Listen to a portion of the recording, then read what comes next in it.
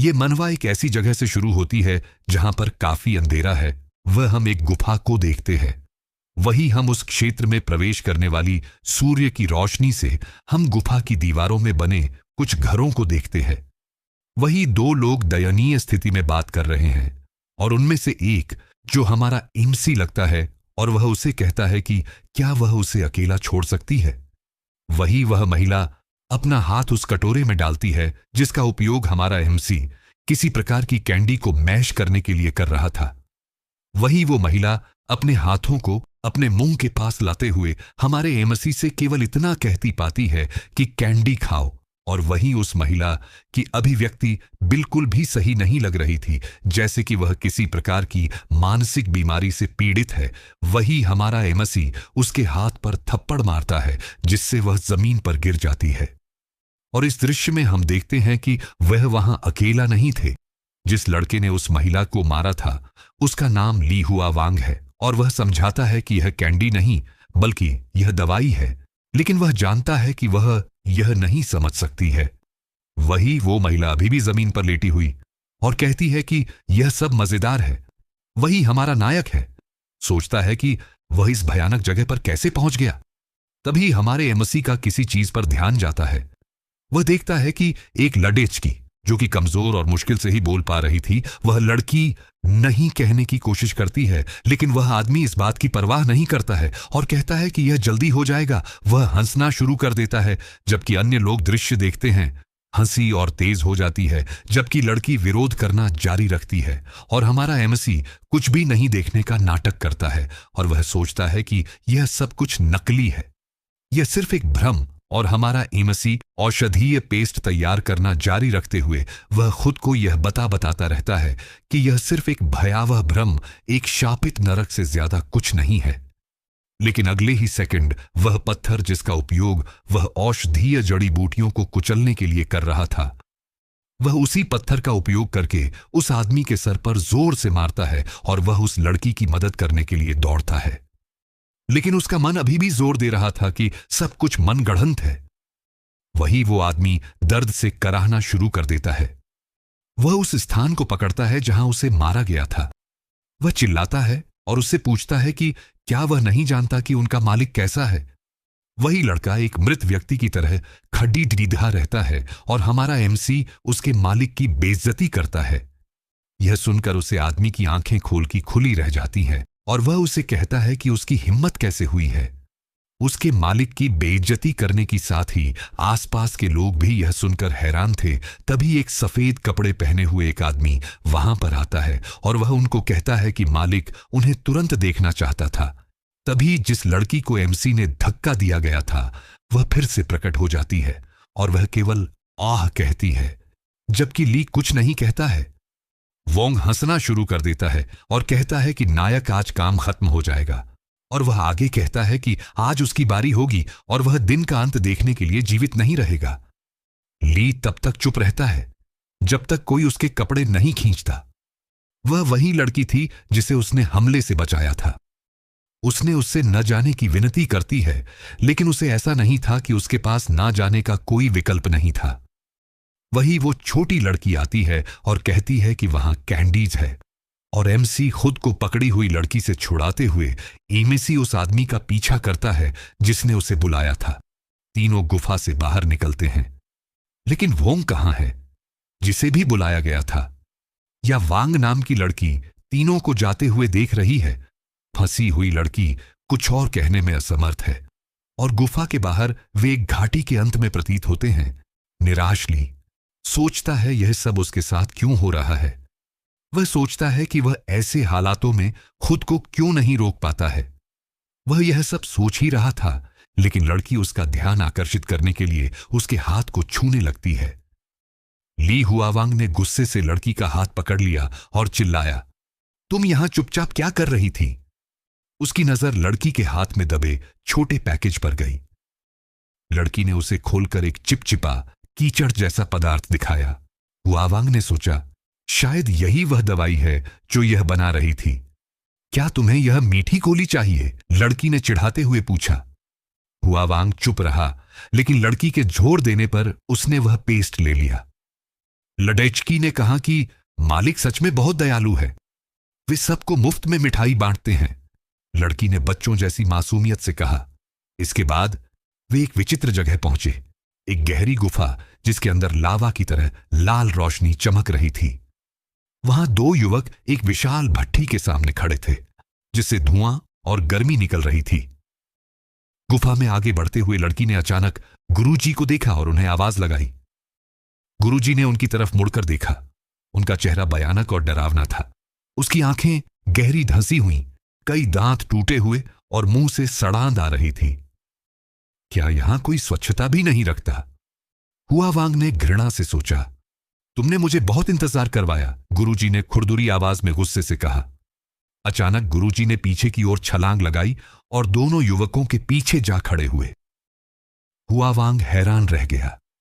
फिर बिजली की तेजी से गुरुजी ने लड़की की गर्दन पर प्रहार किया। लड़की चीखती हुई सीधी भट्ठी में गिर गई। गुरुजी का चेहरा खुशी से खिल उठा, मानो कोई बुरा सपना सच हो गया हो। चो ने मेरी उम्र बढ़ाई, जतु ने मेरी आत्मा बचाई। लड़की ने जलती हुई भट्ठी में गिरते हुए रहस्यमय मंत्र पढ़े, पर अब सब बेकार था। लपटों ने उसे निगल लिया। हुआवांग स्तब्ध था। क्या उसने सच में एक मासूम को मरते देखा? तभी उसने देखा कि दोनों युवक भट्ठी में एक लाल रंग का गाढ़ा पदार्थ डाल रहे थे। ली हुआवांग ने अपना सिर नीचे झुकाया और मन ही मन सोचने लगा, यह सब झूठ है।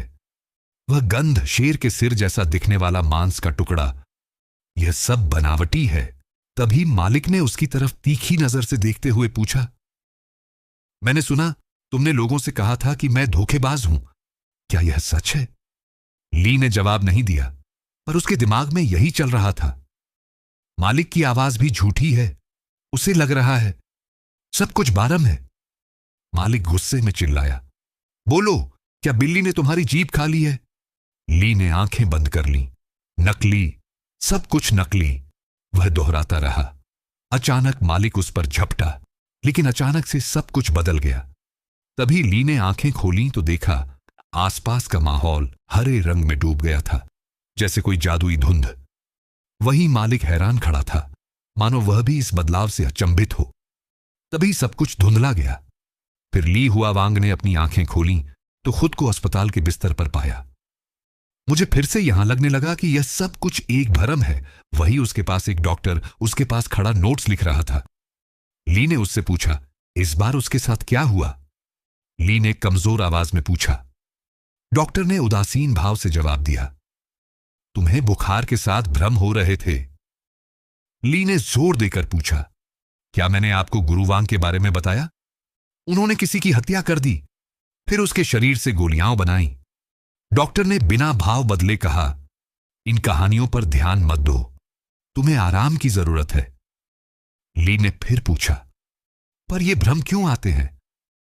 डॉक्टर ने दरवाजे की तरफ देखते हुए कहा, तुम्हारा दिमाग अभी कमजोर है, तुम जल्दी ही ठीक हो जाओगे। पर जाते जाते उसके चेहरे पर ली हुआवांग चुपचाप बैठा था, मानो वह कुछ छुपा रहा हो। डॉक्टर ने उसे बताया कि अब वह लगातार भ्रम, गलतफहमी की समस्या से ठीक हो चुका है। डॉक्टर ने उसे याद दिलाया कि जो कुछ भी उसने महसूस किया था वह सब सच नहीं था। कमरे से बाहर जाते समय डॉक्टर ने कहा कि हर बार जब वह इन भ्रमों में फंसता है तो उसे उस कहानी के अनुसार ही काम करना चाहिए। सुंदर, जो ली हुआवांग की प्रेमिका है, कमरे में आती है। ली हुआवांग उसे नाना कहकर पुकारता है। नाना उसकी उपस्थिति से खुश होकर उसके बिस्तर के पास बैठ जाती है। ली हुआवांग मुस्कुराने लगता है, लेकिन नाना कहती है कि उसकी मुस्कान बहुत अजीब है। ली हुआवांग को इस बात पर कोई गुस्सा नहीं आता और वह हंसने लगता है। नाना उसे हंसना बंद करने के लिए कहती है। फिर नाना अपना बैग खोलती है और उसे दिखाती है कि वह उसके लिए क्या लाई है। वह उसे कुछ पढ़ने के लिए किताबें देती है जो उसके शिक्षकों ने उसे दी थीं। ली हुआवांग निराश हो जाता है। वह कहता है कि वे दोनों बचपन से साथी हैं और पूछता है कि क्या वह वाकई उसे इस तरह से परेशान करना चाहती है। नाना उसके सिर पर किताब मारती है और कहती है, बिल्कुल नहीं। फिर वह अपने बैग से एक निंटेंडो स्विच निकालती है और उसे ली हुआवांग को देती है। ली हुआवांग उसे पकड़ने की कोशिश करता है, लेकिन नाना उसे उसकी पहुंच से दूर खींच लेती है। वह कहती है कि वह उसकी बड़ी बहन को बुलाएगी ताकि वह उसे वह खेल का सामान दे सके। दोनों एक दूसरे के बहुत करीब आ जाते हैं। जब ली हुआवांग अपनी बहन को बुलाने लगता है तो नाना थोड़ी घबरा जाती है।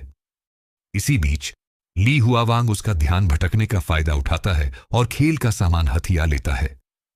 वह मजाक करते हुए कहता है, तुम सच में मेरी बहन हो क्या? मुझे नहीं पता था कि इस अस्पताल में रहना इतना मजेदार हो सकता है। ली हुआवांग को लग रहा था कि सब कुछ उबाऊ हो गया है। फिर वह कुछ खेलने लगता है। हालांकि वह पागल नहीं था, पर यह उसके लिए काफी था।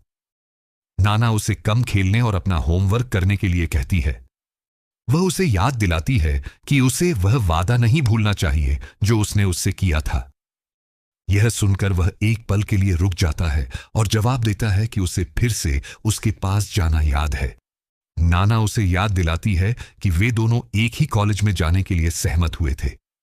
उसे देर हो रही थी, इसलिए वह अस्पताल के बिस्तर से उठता है और कहता है कि वह उसे अस्पताल के गेट तक छोड़ देगा। नाना सहमत हो जाती है, लेकिन जैसे ही वह अस्पताल की चप्पलों में पैर रखता है, उसका दिमाग घबराने लगता है। वहीं खड़े खड़े उसका सिर दर्द करने लगता है और वह कुछ ऐसा देखता है जो वहां नहीं होना चाहिए था। वह उस मूसल पेस्टली को देखता है जो उसने अपने भ्रम में इस्तेमाल किया था। यह देखकर वह घबरा जाता है। नाना पूछती है, क्या गलत है? और इसी समय हमें ली हुआवांग का नाम पता चलता है। वह डॉक्टर की सलाह का पालन कर रहा था, लेकिन ऐसा नहीं होना चाहिए था। वह कुछ पल के लिए होश में आता है और कहता है कि यह सिर्फ उसे डराने के लिए एक मजाक था। वह पूछता है, क्या तुम डर गई थी? शर्मिंदा होकर नाना पूछती है, क्या तुम एक बच्चे हो जो मेरे साथ इस तरह का मजाक कर रहे हो? गुस्से में वह चली जाती है। ली हुआवांग पीछे रह जाता है और बगल की ओर देखता है। वह सोचता है कि क्या उसने गलती से मूसल पेस्टिली देख लिया था, क्योंकि उस समय उसका भ्रम धीरे धीरे खत्म हो रहा था। लेकिन बिना ज्यादा सोचे समझे वह नाना से उसका इंतजार करने के लिए कहता है और कमरे से बाहर जाने लगता है। दोनों एक दूसरे को देखकर अजीब तरह से हंसते हैं। ली हुआवांग नाना से फिर से गुस्सा न होने के लिए कहता है। ली हुआवांग नाना से कहता है कि वह फिर से गुस्सा न हो और सोचता है कि क्या वह वास्तव में उसे अनदेखा कर रही थी। लेकिन जब वह पलटती है तो वह मुस्कुरा रही होती है और चंचलता से उसके चेहरे पर हाथ फेरती है। वह कहती है कि वह अगले हफ्ते उससे मिलने आएगी, इसलिए उसे वहां रहते हुए अपना ख्याल रखना चाहिए। ली हुआवांग वापस अस्पताल के कमरे में आ जाता है और सोचने लगता है कि क्या हुआ था। क्या उसने वास्तव में अपने कमरे में औषधीय मूसल पेस्टली देखा था? क्या उसकी हालत खराब हो सकती है? अगर ऐसा है तो वह कॉलेज की परीक्षाओं के लिए समय पर अस्पताल नहीं छोड़ पाएगा और अपना वादा नहीं निभाएगा। हालांकि डॉक्टर ली, जो उसके पिता द्वारा उसकी स्थिति का इलाज करने के लिए लाए गए सबसे अच्छे डॉक्टर थे, फिर भी यह सब बहुत निराशाजनक लगता है। ली हुआवांग को कुछ अजीब सा महसूस होता है, जैसे कि उसकी शर्ट की जेब में कुछ है। वह सोचता है कि यह क्या है, और जब वह यह पता लगाने के लिए अपनी जेब में हाथ डालता है तो उसे एहसास होता है कि अगर यह सब वास्तविक था तो उसके भ्रम में सिर्फ मीठे पेस्ट से ज्यादा कुछ था। उसे घाटी में एक पुरानी याद आती है जहां उसके भ्रम हुए थे। वह मेज पर मूसल पेस्टली देखता है और पूछता है कि क्या वहां के लोगों के पास कोई पैसा है? सोना, चांदी या यहां तक कि एक जेड पेंडेंट भी काम करेगा? क्या वे समझते हैं कि वे इस जगह पर उस तरह की चीजें खर्च नहीं कर सकते हैं? वह उनसे पूछता है कि क्या वे उसे एक पल के लिए उधार दे सकते हैं, लेकिन कोई भी उसके सवाल का जवाब नहीं देता है। ली हुआवांग हार मान लेता है।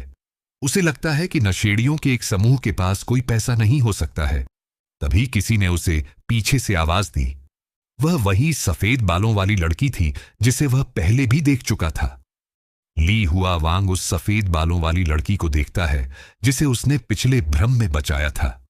वह पूछती है कि क्या उसके पास उसके साथ जाने का समय है। गुफा के दूसरे हिस्से में उसके कपड़े खींचते हुए वह उसके बोलने का इंतजार करता है। तभी लड़की अपने टखने से कुछ निकालती है। यह एक बहुत पतली लाल पायल है जो वह उसे देते हुए पूछती है, क्या यह तुम्हारी मदद करने के लिए पर्याप्त है? जो भी तुम्हें चाहिए, मेरे पास मूल्यवान चीजें हैं। ली हुआ वांग पायल को अपने हाथों में लेता है और सोचता है कि यह बहुत पतली है, लेकिन फिर भी काफी भारी है। जब वह इसे ध्यान से जांचता है तो उसे पता चलता है कि यह सोने से बनी है। वह उस टुकड़े को अपने लबादे में डालते हुए कहता है, यह अच्छा है, मैं इसे कुछ समय के लिए रखूंगा और फिर तुम्हें लौटा दूंगा। फिर वह एक कैंडी केन लेता है और उसे लड़की को देते हुए कहता है, यह खाने योग्य है। लड़की उसे उपहार के लिए धन्यवाद देती है। दृश्य बदलता है और हम देखते हैं कि लड़की अभी भी जमीन पर बैठी है। ली हुआ वांग उसके पास घुटने टेक कर बैठा है और ऊपर खड़े एक आदमी को देख रहा है। वह आदमी दूर से ली हुआ वांग को पहचानता है और कहता है, यह शर्म की बात है कि तुम्हें अपने मालिक के लिए एक औषधीय घटक के रूप में इस्तेमाल नहीं किया जा सका। ली हुआ वांग जवाब नहीं देता, बस उसे कुछ देर तक देखता रहता है। वह याद करता है कि उस आदमी का नाम शेनयांग था। फिर वह उससे मुंह मोड़ लेता है। शेनयांग कहता है, काम पर वापस जाने का समय आ गया है। अगर हम जल्द ही मालिक की दवा नहीं बनाते हैं तो वह हमें जिंदा खाल उधेड़ देगा। ली हुआ वांग उसकी ओर देखते हुए नोटिस करता है कि उस आदमी के वस्त्र में एक जेड पेंडेंट है। ली हुआ वांग आश्चर्य करता है कि क्या यह जेड पेंडेंट एक प्राचीन वस्तु थी। एक व्यंग्यात्मक मुस्कान के साथ उसे लगता है कि पेंडेंट बहुत खास है और जल्द ही उसकी रात हो जाएगी। वह सोचता है कि यह पेंडेंट उसके और नाना के लिए कॉलेज के दिनों में मददगार हो सकता था। लेकिन फिर उसे याद आता है कि क्या उसका पिता अमीर नहीं था। वह गुनगुनाना शुरू कर देता है कि जेड पेंडेंट उसका है। लेकिन थोड़ा आगे बढ़ने पर उसे एक रोशनी दिखाई देती है जहां उस समय कोई रोशनी नहीं होनी चाहिए थी। यह एक लाल बत्ती थी। वह यह देखने के लिए रुक जाता है कि क्या कोई आगे है। तभी अचानक शेनयांग उसके पीछे प्रकट होता है। यह देखकर ली हुआ वांग चौंक जाता है। शेनयांग पूछता है, तुम यहां इस समय क्या कर रहे हो? ली हुआ वांग भी हैरान हो जाता है। वह शेनयांग की ओर मुड़ता है और शेनयांग पूछता है, तुमने औषधीय सेवकों की पोशाक क्यों पहनी हुई है?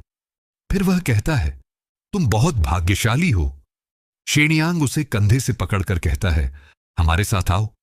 वहां मौजूद हर कोई उस जगह से भाग रहा था। निकास द्वार पर गार्ड से पहले ही निपटा जा चुका था। ली हुआ वांग पूछता है, क्या तुम लोग इस जगह से भागने की योजना बना रहे हो? तभी उसका लबादा पकड़ लिया जाता है। शेनयांग उससे कहता है, एक भ्रम के अंदर अस्पताल लौटने के लिए अपनी आंखें बंद कर लो।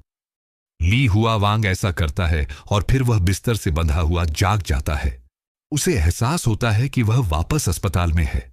वह अभी भी रात के उस समय वास्तविकता से जुड़ा हुआ था। नर्स शायद सो रही थी और उसके पास यह जांचने का कोई तरीका नहीं था कि क्या जेड पेंडेंट उसके साथ वास्तविकता में आया था।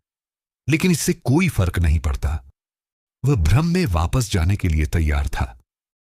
ली हुआ वांग भ्रम में वापस लौटता है और बाद में उन चीजों की जांच करने का फैसला करता है। भ्रम में वापस आकर उसे पता चलता है कि हर कोई चला गया था।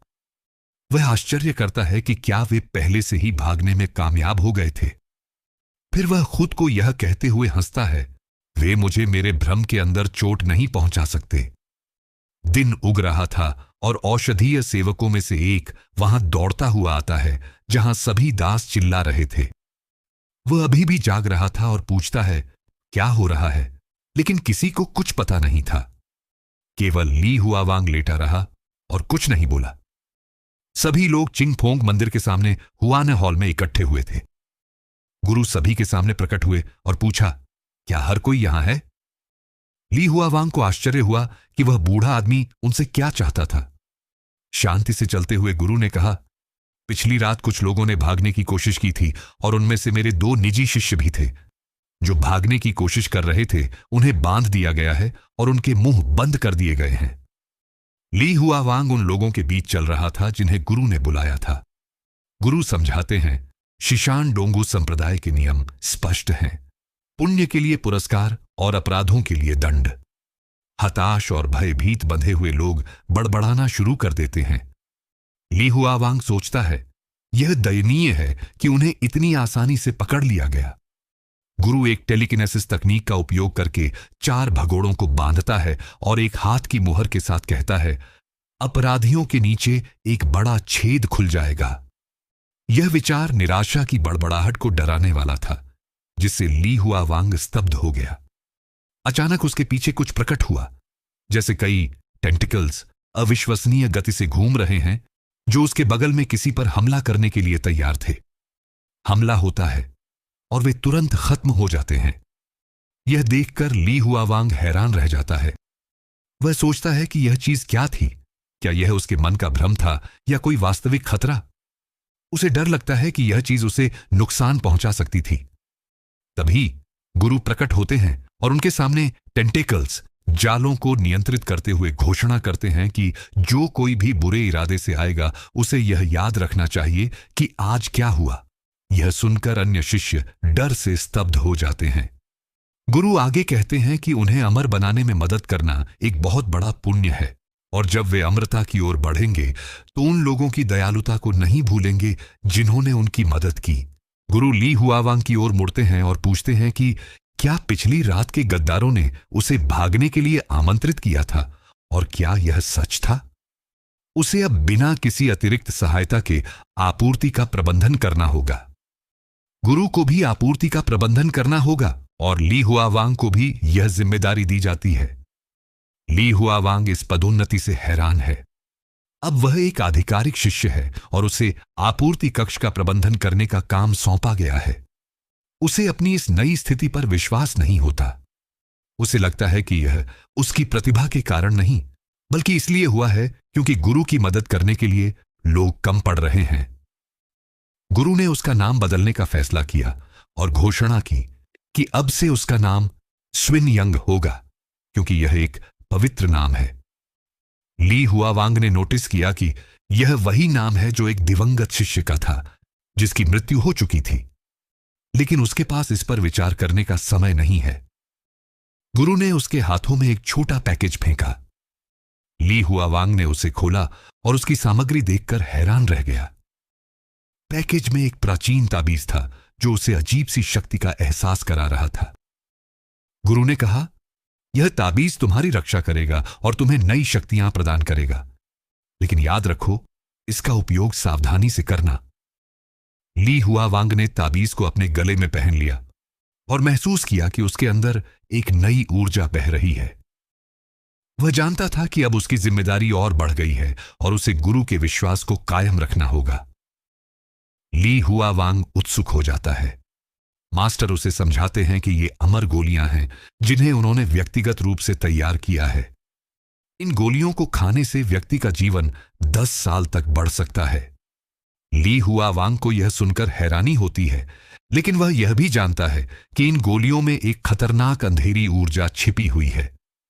वह विश्वास नहीं कर पाता कि वह इन सभी चीजों को अपनी वास्तविकता में लाने में कामयाब रहा है। अब अगले कदम के रूप में उसे जेड पेंडेंट और सोने की पायल की प्रामाणिकता को सत्यापित करने की आवश्यकता है। लेकिन अगर ये मूल्यवान वस्तुएं असली हैं, तो क्या इसका मतलब यह है कि अमृत भी असली है? वह सोचता है कि क्या उसे इसे आजमाना चाहिए।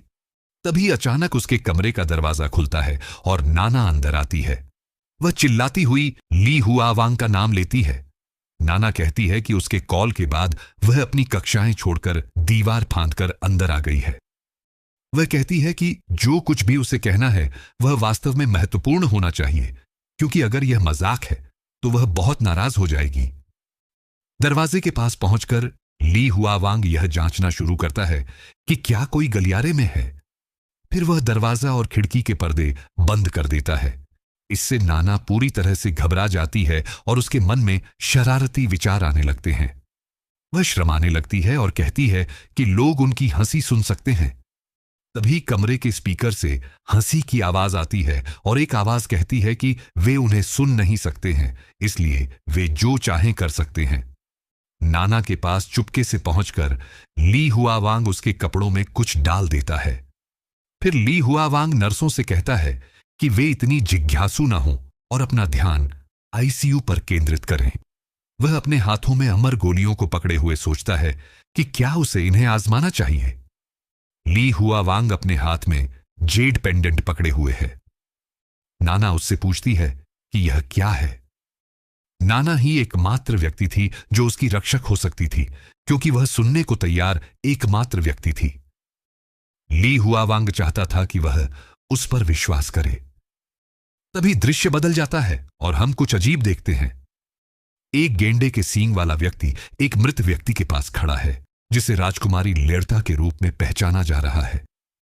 यह दृश्य अस्पताल में हो रहा है, लेकिन यह पूरी तरह से विपरीत लगता है। तभी लाउडस्पीकर से ली हुआ वांग को सूचित किया जाता है कि उसकी प्रेमिका फिर से वहां है।